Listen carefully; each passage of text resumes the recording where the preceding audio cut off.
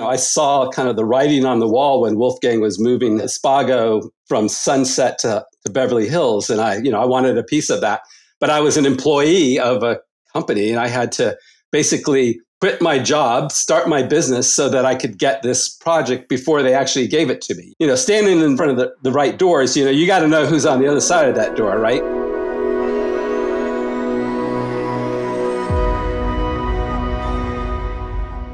Hey, welcome to Masters of Trade by Diggs. This is Constance Dunn, your host. Today's guest is shaping the future in a very direct way as a designer of social spaces. Stephen Francis Jones, welcome. Thank you for having me. Yeah. So I've interviewed you before. It's been about 5 years. And one of the reasons I thought of you for Masters of Trade is that you are somebody who's done some very notable projects. You've worked all over the world.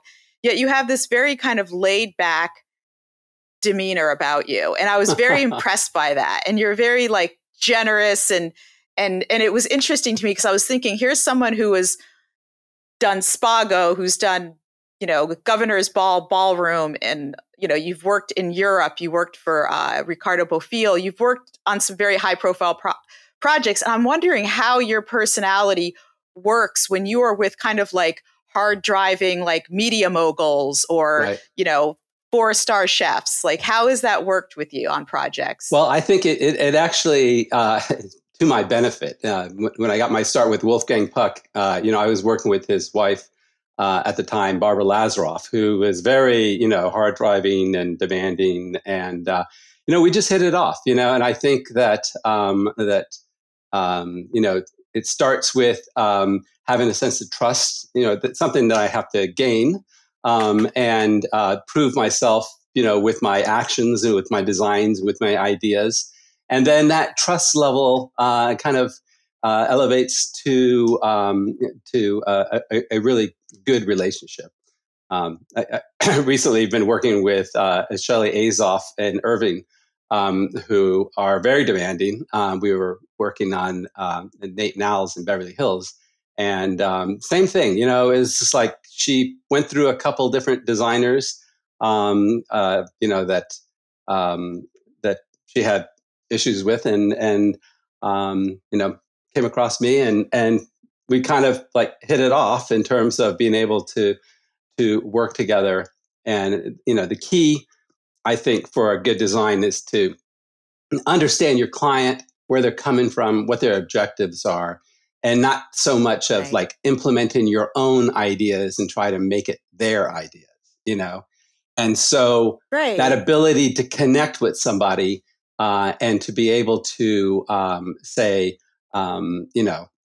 here's an idea I just heard you say, let's do this, and give it back to them, and they're like, oh, that's a great idea. Of course, that's what you just told me. So, so it's that kind of level of trust and that it's mutual, and it's I think goes down to just being easygoing. Right. And it's interesting because I know you're an avid outdoorsman, you do sculling, which I always thought was rowing, but there's a difference. You're someone who's plays beach volleyball. You're cycling on the Strand. And I'm curious about, you seem very dedicated. You seem very busy and very dedicated to recreation. And I'm curious how one feeds the other. Well, it's... And how you make sure you always... Yeah. Well, I'm very disciplined. I've been, doing my routine of cycling and rowing. I've been rowing since I was in college at UCLA. So, in fact, I was on the water this morning. And what it does is it gives me that hour in the morning that I have completely quiet. You're on the water. It's glassy water, and there's no sound, and you're just in the rhythm of the stroke, and I just get, that's when I come up with my best ideas, when I really have completely, uninterrupted thoughts. And cycling is the same way. I'll do a ride around PV, for about, 3 or 4 hour ride. And if I've got something in my head that I need to think through, that's the best time for me to be able to do that. So it works in conjunction with, my lifestyle works in conjunction with my work, and they benefit from it. Right. So, And speaking of your work, you've been I know you are from Orlando originally, a big family, and you've worked in Europe. I mean, you've worked in Japan, you've worked in Boston, you've worked in so many places. And I'm curious about what made you decide that Los Angeles, the South Bay was it. mm-hmm. That's it.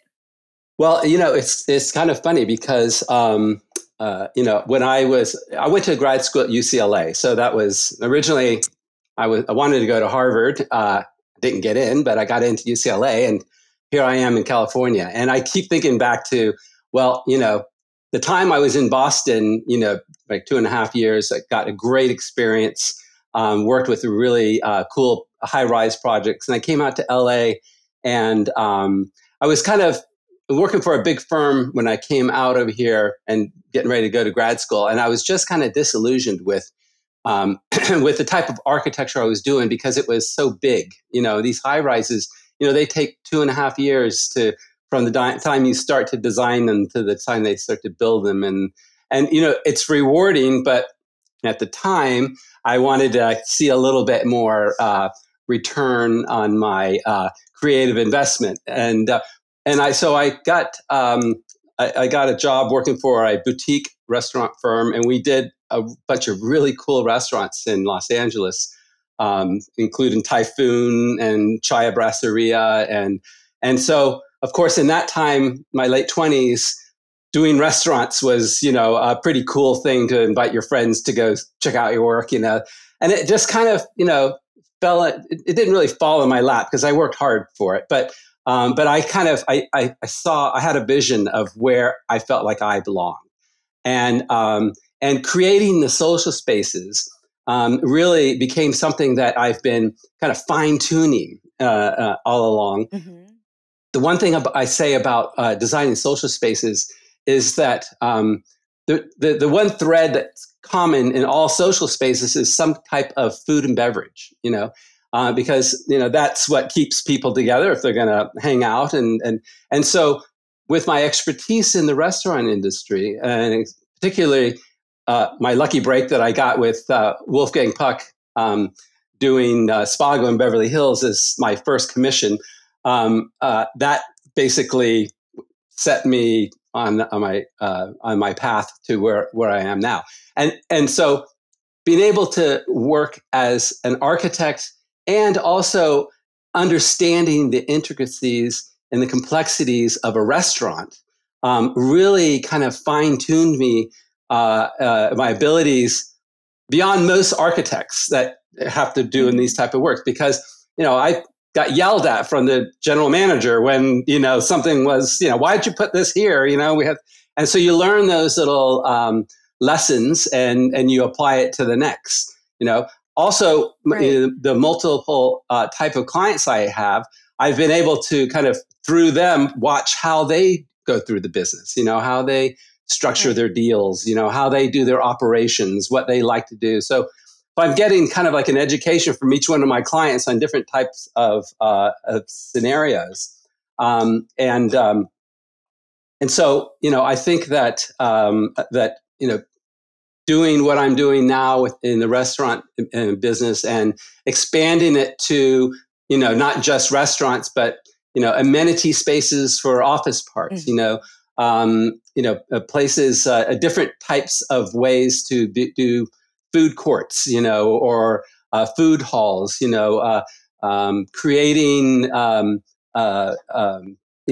design environments that has multiple venues that kind of feed on each other, and helping the developer and the brokers kind of orchestrate that cool vibe, that cool social space. So it's really exciting. Yeah. And it's interesting because you also you seem like someone that you really think a lot about the way that people work and the way that they hang out and that they come together. And you have a hand in really directing those spaces and how people are going to interact. Right. And kind of being able to, through design, lean on one aspect more than the other, like maybe collectivism. And I'm curious because it seems like you've been doing more workspaces. Like again, 5 years ago, you had just finished one in San Francisco, which I recall. Due to your designs, the tenancy sold out like really quickly before it was even done. So kudos to you. Thanks. So I'm curious about how you've been shaping those and just thinking about how that's impacted your design. What you're masterminding for us office bees.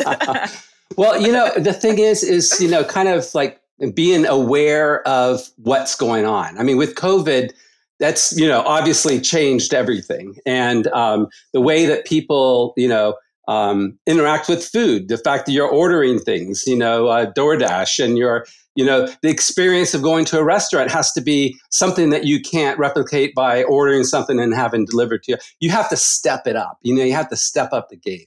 One of the things when I do my designs that I really try to do is make it so that there's variety in the design so that you could come to a restaurant multiple times and get a different experience depending on what part of the restaurant you're sitting at, whether you're at a communal table with a bunch of your friends or you have a romantic dinner on the side. You have to think about all of those different events and how to design a space that's going to be, intimate, or it's going to be social, or it's, and kind of like that mix of spaces. Of course, within whatever envelope of space you have, a lot of times tiny restaurants, are very difficult to kind of create that variety of spaces. But then you think of, how can I interact with outside, or how can the design be more inclusive of a bigger area to make up the fact that I've got a little tiny restaurant, So the varieties is really what I play with, and of course, the materials and the mood that, the lighting is so important. All of these things are just additional factors that I add into the design and make sure that, that the whole ambiance, the whole setting. I like to kind of equate to designing a restaurant is probably, equivalent to designing a sports car, because, you have to know where the engine goes and the transmission goes. And, it's got a big engine with a sexy body that has to go at 125 miles an hour all the time, So you really have to think in those terms of, how to make the restaurateur successful with the design and be appealing. And it all seems seamless to the customer who comes over there, that's the way it's supposed to be. Stephen, what I think is interesting is in this age of technology now and really convenience. You mentioned the COVID, and convenience and experience are really they're opposing forces now, right? Because convenience is DoorDash. I can order it now. Right. Experience, you got to go to a restaurant, and it's vital now that the experience is that much, more, because it's like the same like the retailers are dealing with Amazon delivery versus big box, department stores. Right. They have the same problem. The experience better be better and more, elevated. Otherwise, you're going to lose out to convenience. Exactly. And convenience is a hard thing to beat, especially whenever your objectives are just to feed yourself as opposed to entertain yourself. But I really have been getting a lot of clients who's been coming to me and saying, hey, we need to rethink, how we attract people. I did a project up in Concord in Northern California where they were designing a traditional shopping center with, the movie theaters and the smaller restaurants. And they hired me to design this pavilions, which was basically an amenity space to the office, to the whole shopping development. And we had, 5 little tiny restaurants, all of about 750, maybe 1,000 square feet, mostly kitchen, that everything opened up. And it was my job to kind of create a space that intertwined between all of the different activities. And then also on a broader scale, created an event space to draw people to the overall center. So we had an outside space that in the summertime, it was a big lawn that, you could play cornball and ping pong and other thing. In the wintertime, it turned into an ice skating rink, and then, Santa's house, which was kind of perched up on a little raised area. In the summertime, that was concerts in the park, and that was like a stage, so it's like all these kind of, being able to draw people to your facilities, whether it be an office or whether it be in retail or whether it's being, food court driven. There's all these kind of creating these experiences and, being sensitive to how people are interacting with the space, how they're interacting with each other, and how they're interacting with, all different levels of participation. So it's been really, I mean, of course, COVID is not a good, to say your tagline is I design social spaces during COVID, not the best business model. So right. I'm glad that things are turning around. Well, do people want to be together again? And I don't mean just with COVID. I mean, the development that people have some habits that are different that were developed during 2 years. And it's interesting. I'm curious about if you've noticed anything that's been surprising, because I wonder if, even if it's like, safe, do people want to be around each other? I don't know. I think they do. I mean, I think human nature is, we're social animals, and I think there are some people who are more cautious than other people. And so, maybe those people are, staying at home more often. But at some point you gotta, engage again, right? And I think that, it's different just in terms of, how we work, how we live. One of the things I always kind of try to say is like, I design my own lifestyle. This is how I like to live. I like to be on the beach. I like to, go to nice events, and I like to socialize. And so I just kind of, take my personality and my lifestyle and say, I think this would be a good, a good fit to appeal to a lot of people, because I think that, it's nice to be alive and nice to interact with people. But definitely COVID has changed the way that a lot of offices are working, and they're having to figure out how do we get people to come into the office, and right. What more is there than just a place for you to get on your computer? You can do that at home, save a couple hours driving, and so that's kind of like the part that I think it's still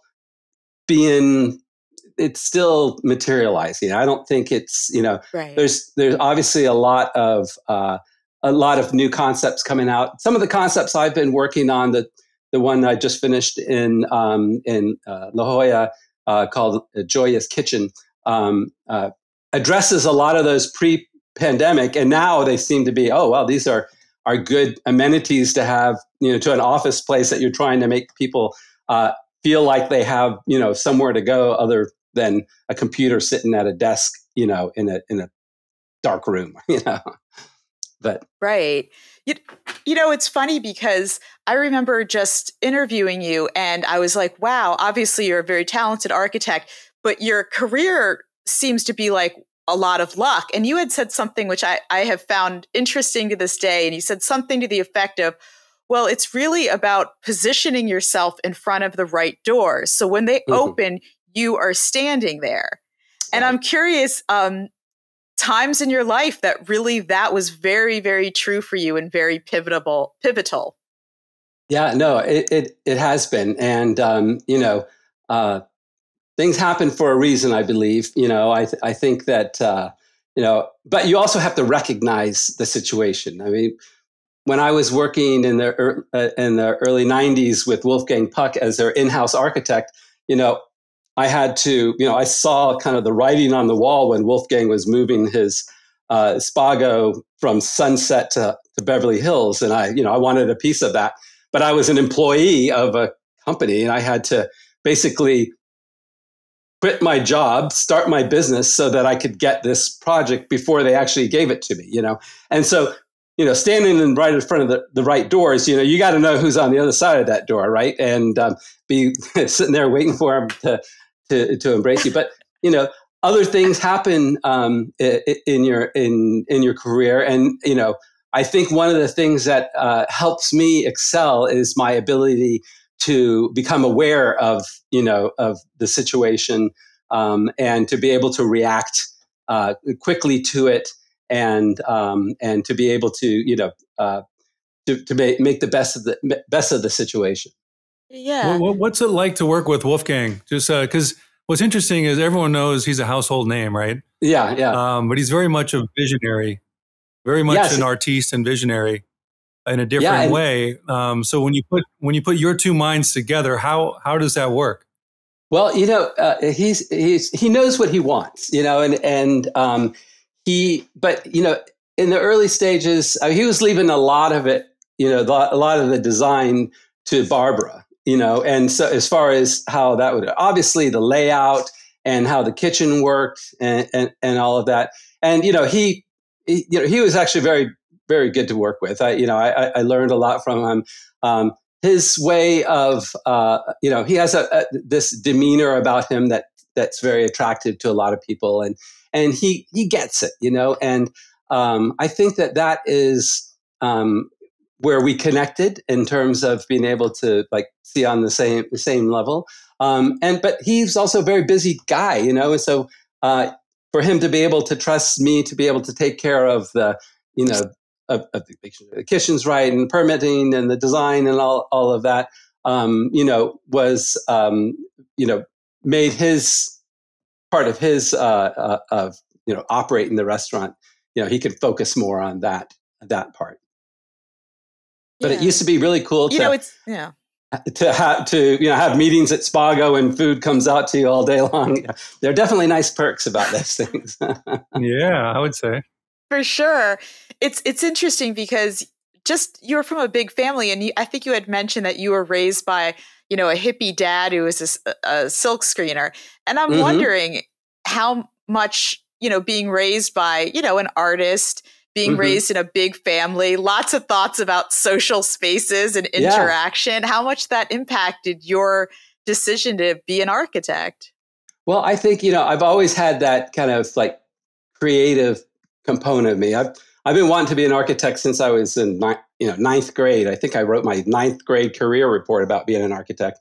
And it's I've been driven since, just that's been my goal. And so with that kind of drive, I did a lot of stuff. I traveled a lot to Barcelona and to Los Angeles, and they're all kind of the windy road to get to where I finally got with being a registered architect and to be able to have my own business and whatnot.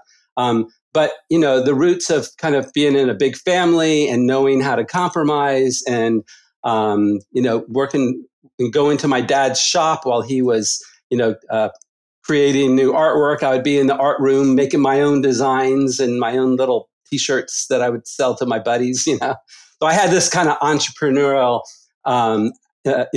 aspect that was also, I think, inherent from watching my dad do it, Right. And speaking of mentors, I know this year Ricardo Bofill passed away, and he was this visionary, big, bold. I guess they could categorize him as a postmodernist, creating very colorful shape. The shape of his designs were just very mind bending. And you had the opportunity, he was your employer. And I'm curious about if you interacted with him and if he was a mentor of sorts to you, or what kind of impact was that experience like? Yeah, the experience is more the impact. Ricardo was actually kind of not standoffish, but he wasn't in the studio a lot. He would come by and he would do a flyby to see what everybody's working on. And then he would go to, the heads of each department and, talk to them. And then we would be brought into a meeting and go over stuff. I did a lot of the renderings. So I was doing the presentations and I was doing, the drawings that will be, presented to this. So, I used to take his sketches, and at the time, and cut them all up and kind of paste them together to look like there was like he did it all at one time, came up with all these ideas, and that would be something that we would have as part of our presentation. But the culture of the office, is very international, and the type of works. I was working on projects in the south of France and going to visit them and just getting another different scale view of city planning and big monumental type of design. And we were working with some of the projects were for the Olympics, so we had stuff that that was going on that was relevant to in Barcelona at the time when I was there. But it was a great experience, and I'm really sad that he passed this year. A few of us that worked there during that same kind of time period still kind of messenger each other, and there was a lot of tributes to him that were played on our little message chat session. So it was good to kind of have that kind of finality to that experience. But I've been blessed with being around some very influential people, and I think that those are definitely guiding factors of where I'm at today. Speaking of that, influential people, because you're so high profile, and the people that you've worked with are high profile. Have you ever had a moment where this imposter syndrome moment of self-doubt where someone has taken your plans and crumpled them up in your face and said, "Stephen, this is shit. Start over"? Well, I not too often, but I had. Not that I'm going to admit. Not that I'm going to admit, at least. I did have a moment before when I was working in LA at a big company called RTKL, and they did residential and commercial work that I just I just couldn't keep doing the same cookie cutter Spanish Mediterranean style, and I went off and did another design and this is for a project for the Irvine Company with Donald Bren, who everything in Orange County has to look the same kind of thing, and that was a big Yeah. When I got my drawings crumpled up and thrown away, I was like, oh, that hurts, but maybe this is not where I should be. Maybe I need to be doing. Maybe that's maybe I need to be doing restaurants. Right. And I'm curious because restaurants is like, that's a big part of what you've done. And then it's increasingly like these co-working spaces. Mm-hmm. And I'm curious, what's exciting to you now? Like, what are you shifting into another area, or what's kind of been the thing just keeping everything alive for you, Yeah. Well, now I'm doing a few big projects, one in Beverly Hills called Negronis, which is going to be on Cannon right next to Wally's. And it's a really cool kind of Latin influenced design. I'm also working in Santa Monica on a new restaurant on Main Street with Chef Dave Bernan, who is doing Michelin star restaurants. So I still doing the high end one-off stuff, but at the same time, I've been trying to also work on. I'm doing a project in Palm Springs where we're taking social spaces to a different level, and that this group is they're buying hotels that are like a 12-room hotel, small ones in Beverly Hills and Palm Springs, and converting them into a place that like maybe a company might rent all 12 of them, or a family retreat. So it's a different type of social spaces. Now it's a place where you're living, and in this one we're creating a little kiosk or a little pavilion that is part of the property around the pool, kind of elevating it and creating a social space so that when people are coming for a retreat or something, they all have cool designed rooms. And then communal spaces where they can have, afternoon lunches, or so it's kind of like taking another step still with the social spaces, still kind of, food oriented, but taking it to another level. I'm doing another project in Santa Clarita, which is actually a 2-level dentist's office, a ground up. And, I did a couple of medical projects, and the whole thing, the medical industry, they want to be cool. They want to have people to feel comfortable going to their restaurant, to their doctor's office or whatever, and feel like it's not, that it's not a dread to go there, but there's something about the space that it's uplifting, and in the case of the dentist's office, they're going to come back with a nice smile, so a little bit of variety, and I'm also trying to get into, or I have been trying to put together some deals, kind of acting as architect / broker, trying to find the right operator with the right project, and getting that together so that I can use my expertise of how the operations work, and how the building needs to be built out and how much it needs to cost, and kind of synthesizing all of that together and providing a service that's very unique, that most architects, wouldn't be able to have the kind of insight that I have. And the contacts I have, with the chefs I've been working with and operators, kind of marrying that with the clients I have that are developers and owners, So that's a kind of a branching out area that I'm having fun with. That feels very futuristic. The first one you mentioned about that place where like a company would come together and there's like 12 different accommodations, and then there's social spaces, and the whole property is really just dedicated for a family or a company. That feels like that is going to be standard going forward, doesn't it? Does it, Warren? Yeah. Yeah. No, definitely. Are you doing any residential? I'm just curious. I have been doing. I designed my own house, and I've done some residential for some friends. Residential is a lot different than commercial. I mean, So residential is a little more architect / marriage counselor. Right. A lot of therapy involved with keeping the peace, right? Right. So so you enjoy, obviously, you enjoy the social spaces more than the living spaces, I presume? Well, I mean, they're both the same. They're really, the social spaces are really an extension of somebody's living room into a different atmosphere. I mean, you're designing a space that looks like somebody's like really plush family room. It's not really. It's pretty much very similar. It's just that the usage is a little bit different.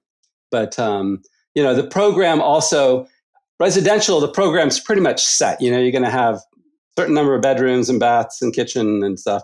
Whereas the projects I'm doing, whether it's Lucky Strikes where I have 22 bowling lanes and a bar area, or whether it's a restaurant with a rooftop bar and a speakeasy in the basement and all this kind of stuff. There's a lot more variety in the type of projects, that I'm working on.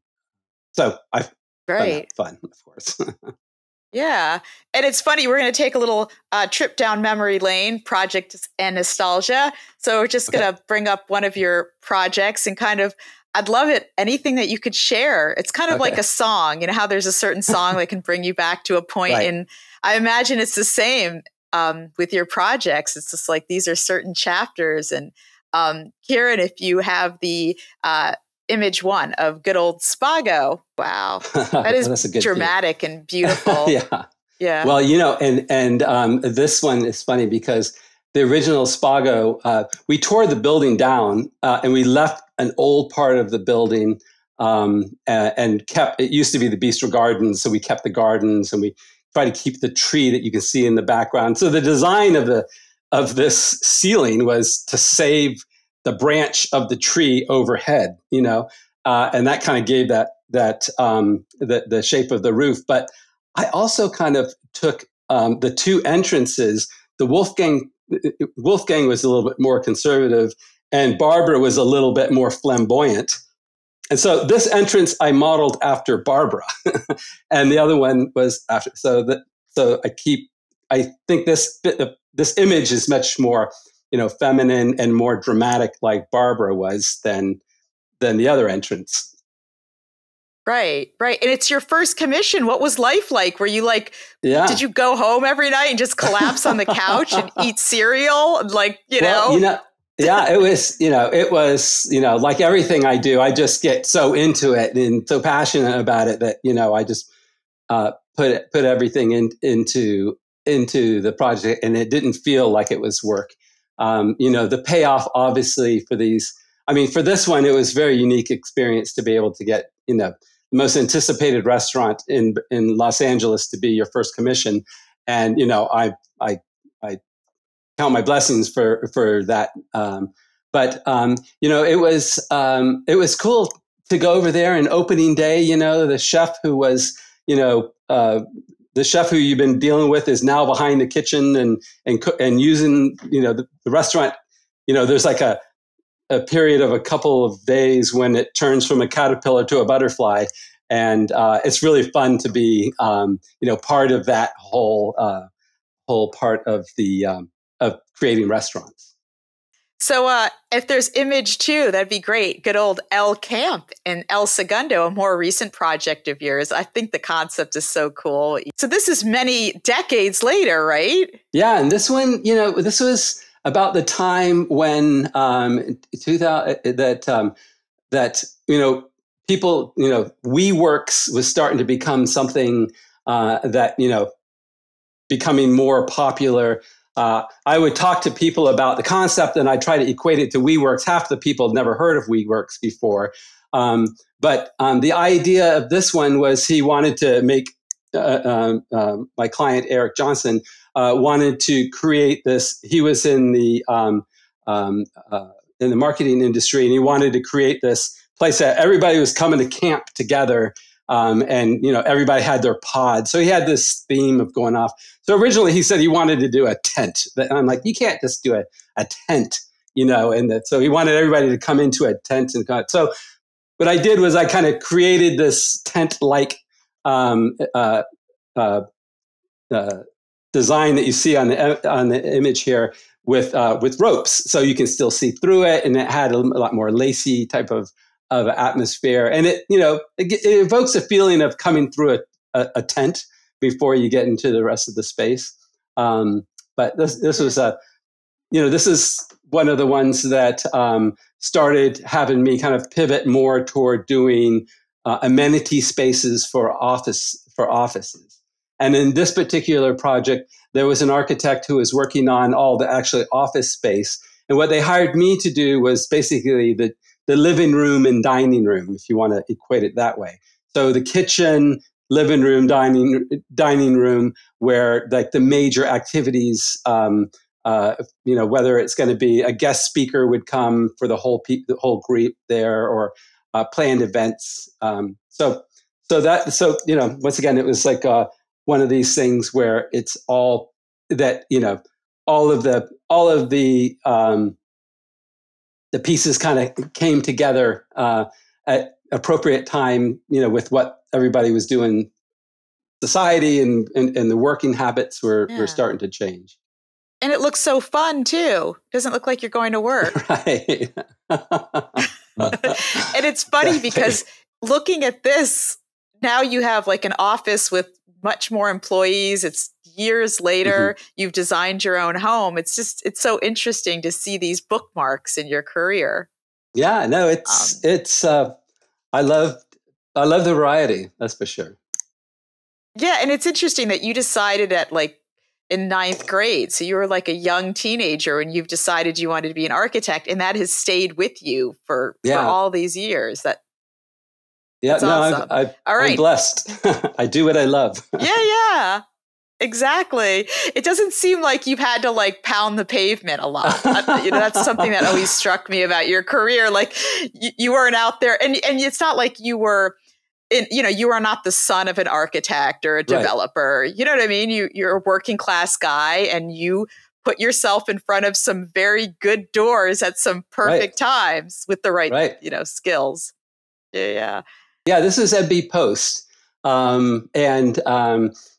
This was in 2011. It was like kind of dated before people were doing reclaimed wood. It was, so when we did this project, I had a hard time convincing David Lefevre to use reclaimed wood. He didn't quite get it until he went and saw it somewhere installed, and like, oh, okay, I get kind of the feel. But I was tasked to create a space in Manhattan Beach, which is where I live, that really spoke to the community. And the location that we had, or this one, was used to be the old post office for Manhattan Beach.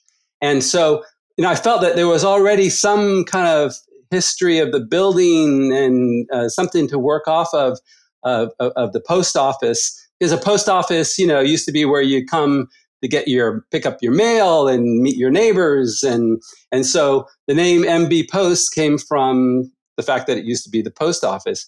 And one of the things that David was doing at the time was creating a whole menu with shared plates and communal tables. And this was 2011, that it was still kind of the early stages of shared meals. And right now, farm to table shared meals is like very common.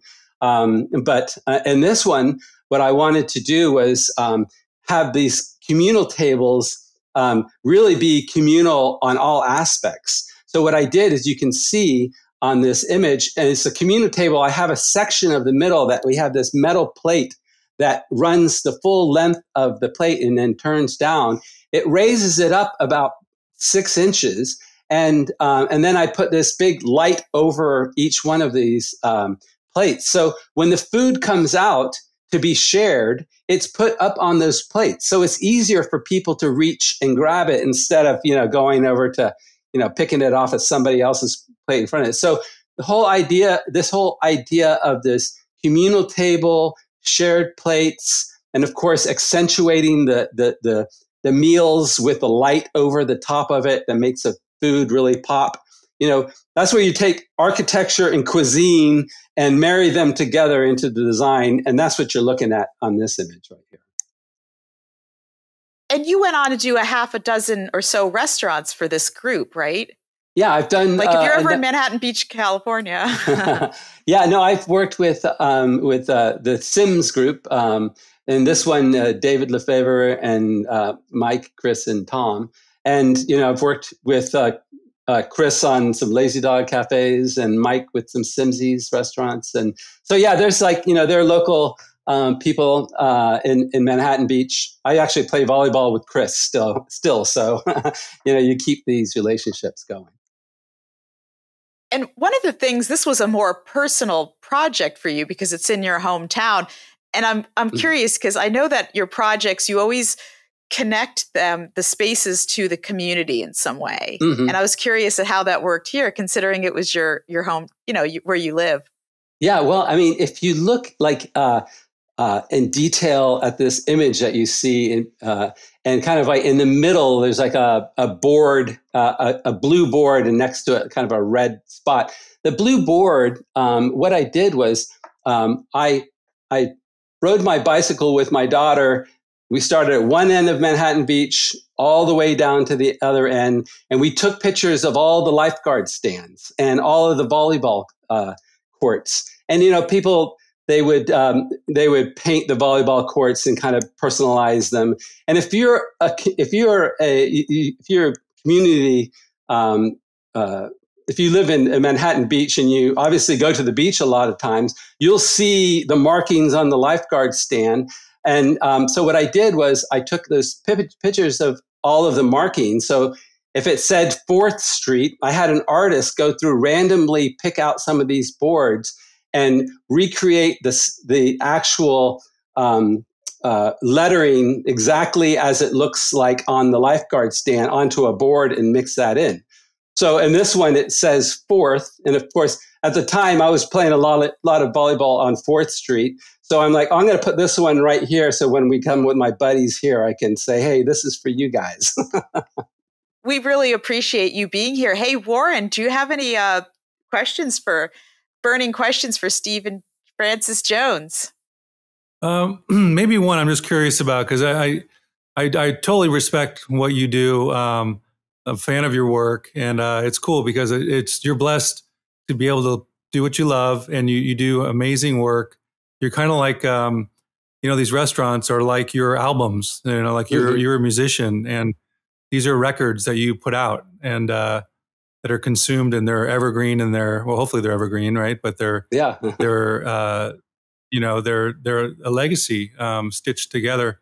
But I'm curious, when you deal with clients, when you come up and you're the second, third, or fourth option in terms of they've tried someone else, when you're in that spot, do you feel less pressure? I'm just curious about this, or do you feel more at ease because there's nothing to lose or everything to gain, kind of thing?